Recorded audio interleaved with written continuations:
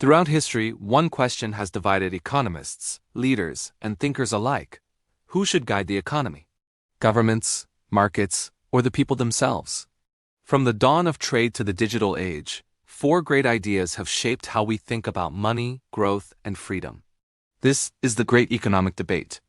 The first school of thought believes that prosperity grows when markets are free and competition is strong. This idea traces back to classical economics, inspired by Adam Smith's vision of open trade and enterprise.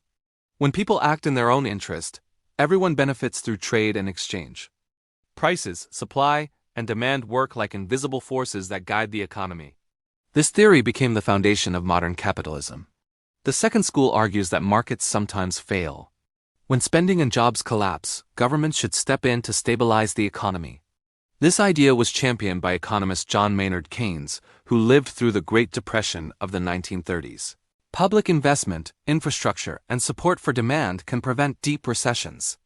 This theory emphasizes balance between public action and private enterprise.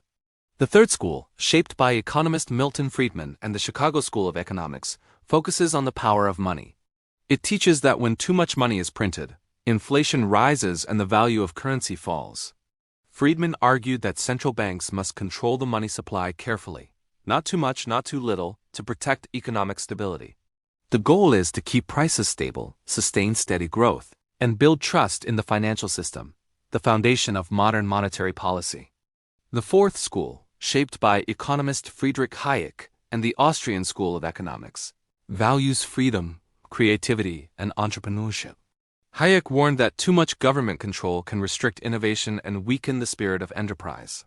He believed that when people are free to experiment, invest, and take risks, society naturally moves forward, powered by ideas and opportunity.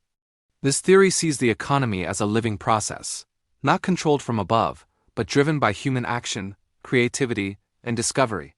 These four schools of thought built the foundation of modern economics. Some trust markets, others trust policy, and some believe freedom matters most. Together, they form the ongoing debate between growth, stability, and liberty. Economics is not about one answer, it's about balancing ideas that shape our world. So what do you think? Which idea shapes the world we live in today?